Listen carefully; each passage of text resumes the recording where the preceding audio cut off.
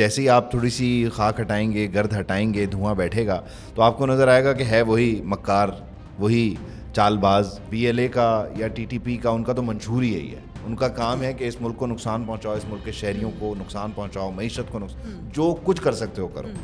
अली अमीन गंडापुर साहब भी आपने सुना उन्होंने क्या क्या क्या फरमाया। वो कहते हैं ये जो अफ़गानियों को वापस भेज रहे हैं, जो गैर कानूनी तौर पर यहाँ पर हैं या इस तरह से है, मैं तो इसकी हिमायत नहीं करता, ये नहीं होना चाहिए, वो उन्हें यहाँ पर रहने का मौका देना चाहिए।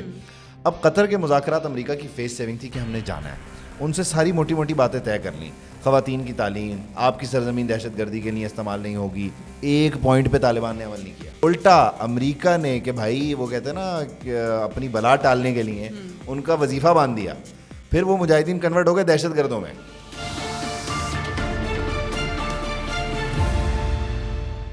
अस्सलाम वालेकुम। एंगल 360 के एक और पॉडकास्ट के साथ मैं हूं आपकी मेज़बान समीन नवाज़। अपना आज के इस प्रोग्राम में हम बलूचिस्तान के ही हवाले से कुछ बात करेंगे, क्योंकि हमने देखा कि कुछ ज़्यादा दिन नहीं गुजरे थे जाफ़र एक्सप्रेस पर होने वाले उस हमले को कि एक और अटैक कर दिया गया एफसी के ऊपर और निशाना बनाया गया है उनके दस्ते को, जिसमें 7 जो सिक्योरिटी एहलकार हैं, आम शहरियों समेत 7 अफराद इसका निशाना बने हैं, जहाँ बहक हुए हैं, जबकि दीगर शदीद ज़ख्मी हैं। ये कोई पहला वाक़या नहीं है बलूचिस्तान का, बल्कि पै दर पे इस तरह के वाक़यात रोनुमा होते चले जा रहे हैं, और सिर्फ बलूचिस्तान ही नहीं बल्कि खैबर पख्तूनख्वा में भी हम देख रहे हैं कि इस तरह के वाक़यात अब मामूल बन चुके हैं। आखिर क्या वजूहात है और क्या इसके रीज़न्स हैं कि अचानक दहशतगर्दी के ये वाक़यात एक बार फिर हमें बढ़ते हुए नज़र आ रहे हैं, बावजूद इसके कि मुल्क भर में दहशतगर्दों के खिलाफ सिक्योरिटी फोर्सेस का भरपूर ऑपरेशन जारी है, लेकिन ये कहीं न कहीं पर अपने इस तरह के हमले करके साबित करते हैं कि सिक्योरिटी फोर्सेस के जो ऑपरेशंस हैं वो शायद नाकाफ़ी हैं और किसी भरपूर कार्रवाई की ज़रूरत है, या कोई एक ऐसे हिकमत अमली की ज़रूरत है कि जिसके तहत एक मरतबा फिर दहशतगर्दों का किला कमा किया जा सके। इसी मौजू पर हमारे साथ आज के इस पॉडकास्ट में शामिल गुफ्तगू हैं सीनियर एंकर पर्सन हैं उबैदुल्ला सिद्दीकी। थैंक यू ज़मीन। देखें, बुनियादी तौर पर तो आपको इस सारे मामले को कनेक्ट करना होगा डोनाल्ड ट्रंप के शुक्रिया से। यानी अभी कुछ दिन पहले जब हाउस के मुश्तरका इजलास से ट्रंप बात कर रहे थे और काबुल अटैक का जो ज़िम्मेदार था शरीफुल्लाह, जिसको पकड़ने में हमने मदद की, यानी इंटेलिजेंस उनकी और एक्शन हमारा था, तो उन्होंने कहा शुक्रिया पाकिस्तान। अब वो शुक्रिया के बाद कहानी बदल गई कुछ। उस शुक्रिया के बाद आपको जाफ़र एक्सप्रेस मिल गई, उस शुक्रिया के बाद नोश्की का आपने हवाला दिया, वो मिल गया।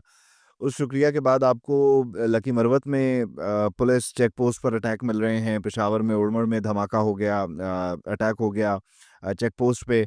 अच्छा पैटर्न है, आप देखिए कि बलूचिस्तान में जो बीएलए है या इस तरह के दीगर लाइक माइंडेड लोग हैं जो आज़ादी के मतवाले बने फिरते हैं, वो धमाकों के ज़रिए और एक ख़ास तरीक़े कार के ज़रिए अपनी एग्ज़िस्टेंस और अपनी प्रेज़ेंस को साबित कर रहे हैं। यानी बलूचिस्तान में आपको पैटर्न मिल रहा है धमाकों का।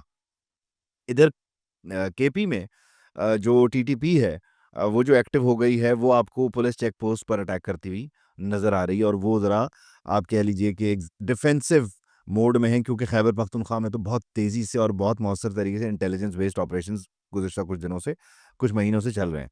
तो वहाँ पर वो उनको इतना मनूवर का मौका नहीं मिल रहा, तो वो छोटी-मोटी कार्रवाई करते हुए आपको नज़र आ रहे हैं।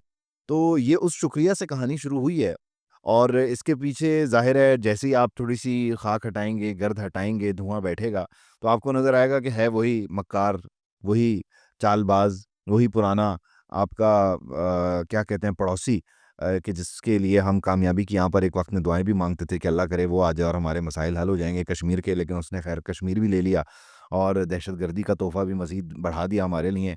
अब पता नहीं वो साहब क्या कहना चाहेंगे इस पे, जो दुआएँ करते थे मोदी की जीत की। लेकिन बुनियादी तौर पर देखें, अफ़सोस ये होता है कि बीएलए का या टीटीपी का उनका तो मंशूर ही यही है। वो कोई उन्होंने आईने पाकिस्तान की बक़ा, सलामती और मुल्क की दिफ़ा की हाँ। कोई हलफ़ नहीं ले रखा उन्होंने। उनका काम है कि इस मुल्क को नुकसान पहुँचाओ, इस मुल्क के शहरियों को नुकसान पहुँचाओ, मईशत को जो कुछ कर सकते हो करो।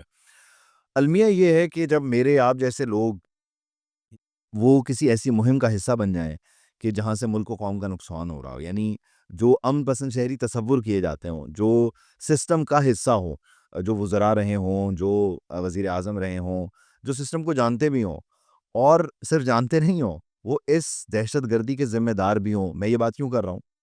सारा कुछ ख़त्म हो चुका था, चीज़ें बदल चुकी थीं। ज़रब अज़ब हुआ, रद्दुल फ़साद हुआ, और 2013 ऑनवर्ड आपने बड़ी तेज़ी से तरक्की की टुवर्ड्स पीस, यानी अमन की तरफ हर एक कदम तेज़ी से बढ़ रहा था और बढ़े, बहुत बेहतरी आ गई। एपीएस के बाद तो जो हमारा अज़्म था, जो हमारी कमिटमेंट थी, वो तो बिल्कुल ही मुख्तलिफ हो गई थी ना।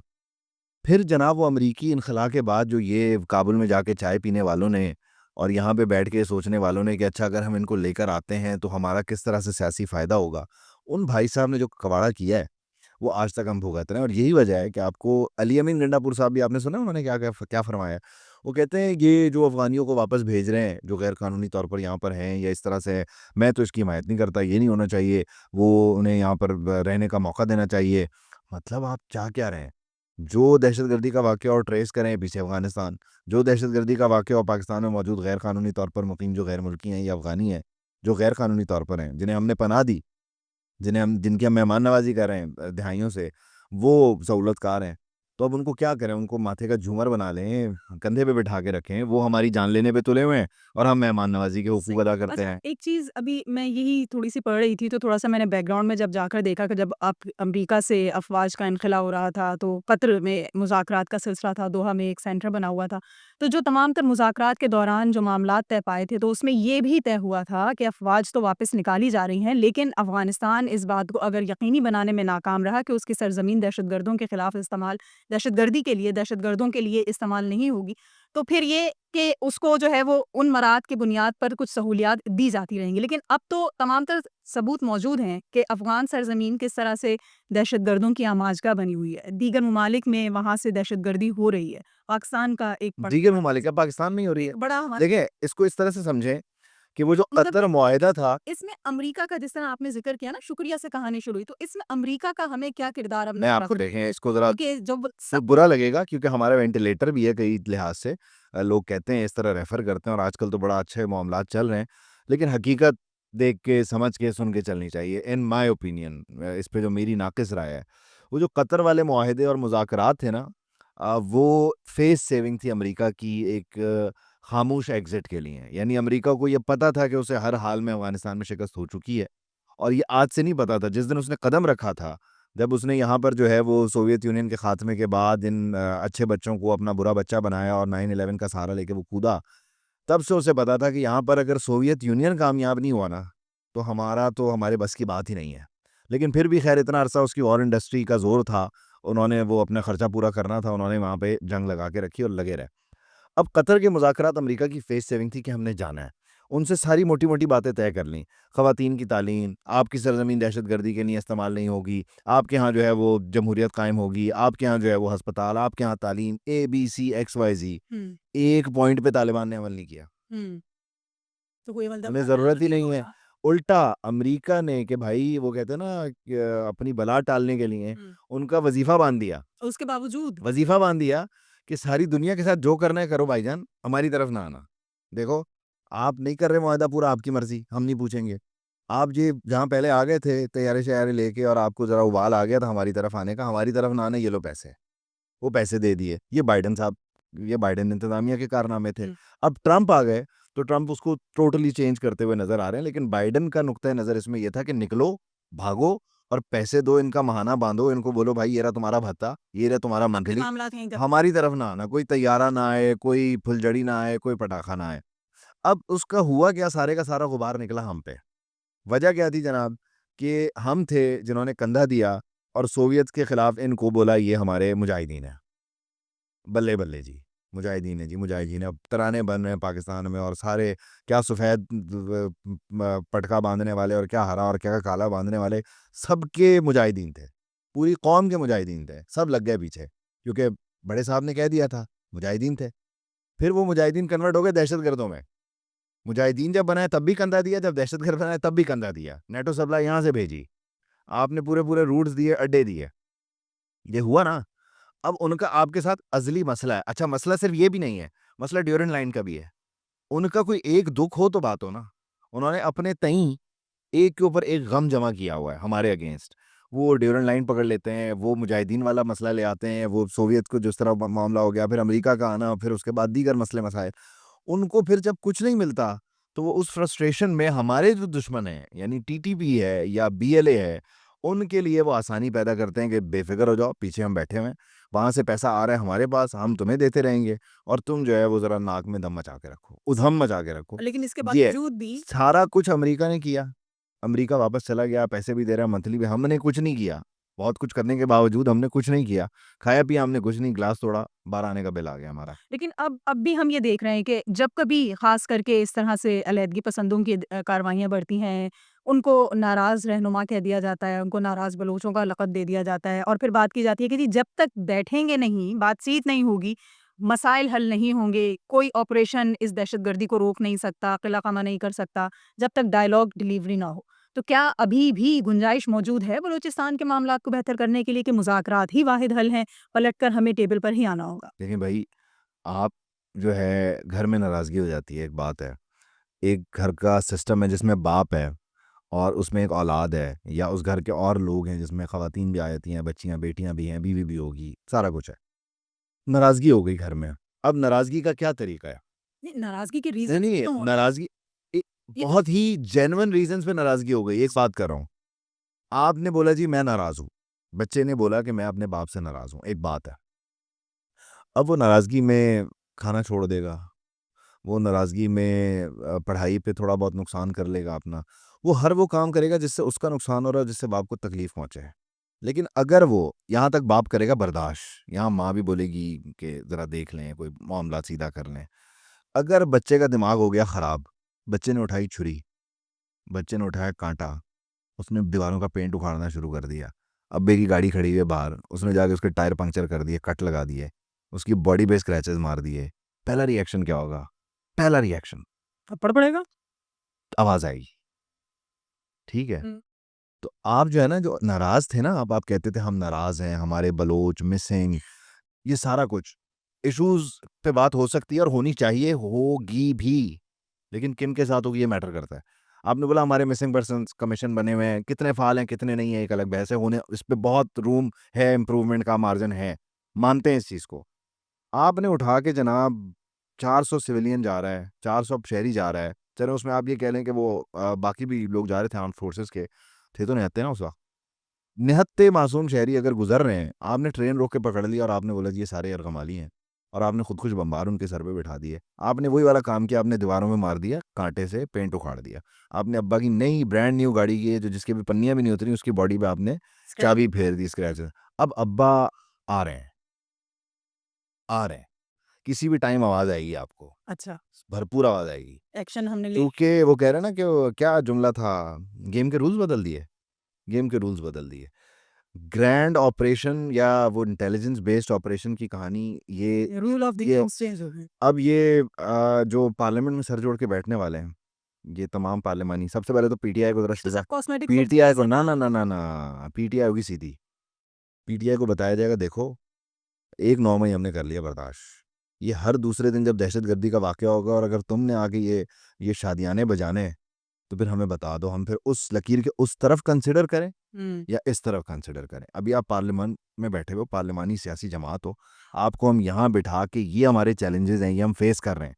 ये देखो इधर से टीटीपी एक्टिव है, इधर से बीएलए एक्टिव है, इधर से बीवाईसी ये कर रही है, इधर से ये कर रहा है। आपने क्या करना है? या तो चुप करके बैठना है या फिर तय कर लो कि आप उनके साथ हो। तो कल तो एक तो ये बड़ी सीधी-सी बात हुई। कहा नहीं जाएगा, वो बता दिया जाएगा। एक माहौल बनता है जिसमें आपने जज करना होता है कि भाईजान सख्ती हो गई है। तो पीटीआई को अगर तो अक्ल उनमें कोई थोड़ी बहुत बाकी रह गई है कि यार इन चीज़ों पे सियासत नहीं करनी, वो पीछे हट जाएँगे एक कदम, ज़रूरी है। आप अपने ऑफ़िशियल अकाउंट से जो हरकतें कर रहे हैं, आपको एक कदम पीछे हटना पड़ेगा। आपका इख्तिलाफ़ है, फ़ौज मुदाखलत करती है सियासत में, आपने ये नारा लगाया हुआ है, ठीक है। इसको दुरुस्त करने के 100 तरीके हैं। लेकिन अगर पाकिस्तान का कोई भी आम मासूम शहरी मर रहा है और आप दहशतगर्दों के बयानिए पे बात करते हो, आप बोलते हो उन्होंने तो छोड़ दिए थे।